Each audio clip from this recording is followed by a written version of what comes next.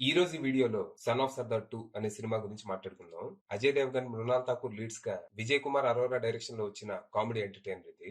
ఈ cinema story ఏంటి, దీని మీద నా ఒపీనియన్ ఏంటి అనేది ఇప్పుడు తెలుసుకుందాం పదండి. ముందుగా ఈ సినిమా స్టోరీ ఏంటంటే, ఈ సినిమాలో మన హీరో జెస్సీ గత కొన్నేళ్లుగా యూకే వెళ్ళటానికి వీసా కోసం ఎదురు చూస్తూ ఉంటాడు.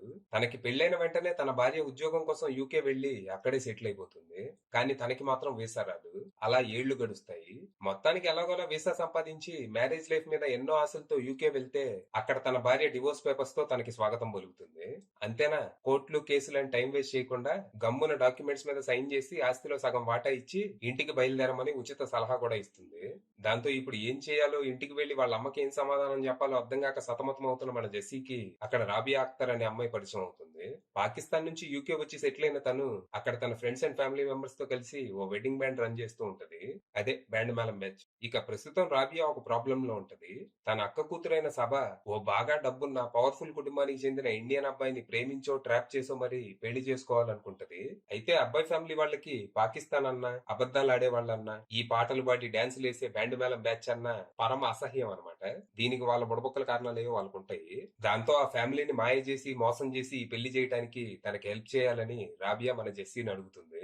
స్వతహాగా మంచోడు అమాయకుడైన మన జెస్సీ తప్పనిసరి పరిస్థితుల్లో వాళ్ళకి హెల్ప్ చేయడానికి ఒప్పుకుంటాడు.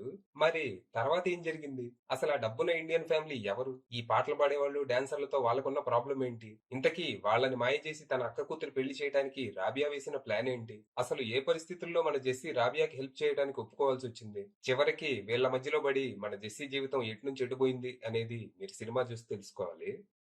ఇక ఈ సినిమా ఏదో టైం పాస్ అనిపించింది. కథా కథనాలు నాసికే నాసి రకం అన్నట్టున్నా అజయ్ దేవగన్, రవి కిషన్, సంజయ్ మిశ్రా లాంటి వాళ్ళు తమ తమ కామెడీ టైమింగ్స్ తో చివరి వరకైతే నన్ను కూర్చోబెట్టగలిగారు. మన మర్యాద రామన్న సినిమాని 2012లో సన్ ఆఫ్ సర్దార్ అని హిందీలో రీమేక్ చేసి ఇప్పుడు దానికి సీక్వెల్ చేశారు. కాకపోతే డైరెక్ట్ సీక్వెల్ కాదు, జస్ట్ హీరో క్యారెక్టర్ టైటిల్ తీసుకొని సెటప్ పల్లెటూరు బంగ్లా నుంచి స్కాట్లాండ్ లో ప్యాలెస్ కి మార్చారు. హీరో విలన్ ఇంట్లో చేరి తనని ఎర్రిపప్పం చేస్తూ ఆడుకోవటం అనేది మన దగ్గర అరిగిపోయిన సీను వైట్ల ఫార్ములా. కాకపోతే ఇక్కడ ప్రాబ్లం ఈ ఫార్ములాతో కాదు, సినిమాలో ఉన్న క్యారెక్టర్స్ తో. ఇందులో ఉన్న క్యారెక్టర్స్ అన్ని ఎంత వర్స్ట్ గా డిజైన్ చేశారంటే, ఇందులో విలన్ అంట బీహార్ నుంచి స్కాట్లాండ్ వచ్చి అక్కడ గొర్రెలు కాసుకుంటూ కోటీశ్వరుడు అవుతాడంట. ఇక సైడ్ లో తనకి ఏం బిజినెస్ లు ఉన్నాయో చూపించరు గానీ తను చాలా హత్యలు చేశాడని, తను చాలా డేంజర్ అని చెప్తారు. అంటే మనం జస్ట్ తను బీహార్ నుంచి వచ్చాడు కాబట్టి రౌడీ అయి ఉంటాడని అనుకోవాలంతే. లాజిక్. సరే, తను ఏం చేసి అంత పెద్ద క్రిమినల్ అయ్యాడో తెలియదు. కనీసం ప్రెసెంట్ లో అయినా తను చేసే ఏదో పనులు ఏదో ఒకటైనా చూపించాలిగా. అది కూడా ఏముండదు. తను జస్ట్ తన కొడుకు ఒక మంచి సంబంధం కోసం వెతుకుతూ ఉంటాడు. ఆస్తి లేకపోయినా పర్లేదు, గుణం ఉంటే చాలు అనుకుంటాడు. ఇక తన కొడుకు ప్రేమించానన్నా కుటుంబం మంచిదైతే ఓకే అంటాడు. ఇలాంటోడు ఇంట్లోకి హీరో హీరోయిన్ ఫ్యామిలీని వేసుకొని దూరి తన్ని పిచ్చోని చేసి పెళ్లి చేయాలనుకుంటారు. మరి ఇక్కడ హీరో ఎవరో విలన్ ఎవరో మరి. ఇంత డ్రామాలాడి పెళ్లి చేయడానికి పోనీ ఆ పెళ్లి కూతురు ఏమన్నా మంచి అమ్మాయి, గుణవంతురాలా అంటే షీఈ్ జస్ట్ గోల్డ్ డిగర్. అసలు ఈ సినిమాలో ఫీమేల్ క్యారెక్టర్స్ అన్ని ఎలా ఉంటాయంటే, ఇలాంటి వాళ్ళకి దూరంగా ఉండకపోతే సంకనాంగి పోవటమే అని ఎలా ఉంటారు, హీరోయిన్ తో సహా.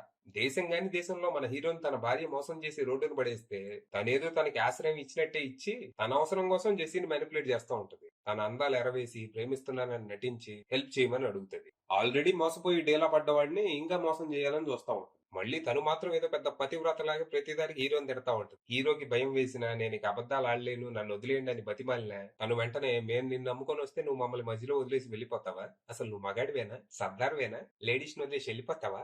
She just tries to make him feel bad. ఇది ఒక హీరోయిన్. తనకంటే తనని రోడ్డు మీద వదిలేసి వెళ్ళిపోయిన భార్య నయం. కనీసం నువ్వు నాకు వద్దు దొబ్బే అని మొహం మీద నేను చెప్పి వదిలేసుకుంది. సో బేసిక్ గా ఈ సినిమాలో క్యారెక్టర్స్ అన్ని ఇలాగే ఉంటాయి. చాలా బాగా రాసుకున్నారు. టెక్నికల్ గా అయితే సినిమా డీసెంట్ గా ఉంది. సినిమాటోగ్రఫీ, ప్రొడక్షన్ వాల్యూస్ లాంటివి టాప్ నాచ్ ఉండగా పాటలు బాగున్నాయి. కాకపోతే పాటలు బాగున్నా ఆ పాటలకి హీరో వేసే డాన్సులు కామెడీగా ఉంటాయి. డాన్స్ పేరుతో అటు ఇటు పరిగెత్తడం, ఏళ్ళు లోపటం, కాళ్ళు లోపటం, ఇదే కొరియోగ్రఫీ. అందరూ చాలా ఇష్టంతో కష్టపడి చేస్తేనే ఇలాంటి స్టెప్పులు వస్తూ ఉంటాయి. ఫైనల్ గా చెప్పేది ఏంటంటే, ఒకవేళ మీకు ఈ గూఫీ బ్రెయిన్లెస్ కామెడీని ఎంజాయ్ చేసేంత సెన్స్ ఆఫ్ హ్యూమర్ ఉంటే ఈ సినిమా ట్రై చేయండి. లేకపోతే ఈ సినిమాకి ఎంత దూరంగా ఉంటే అంత మంచిది. అది విషయం.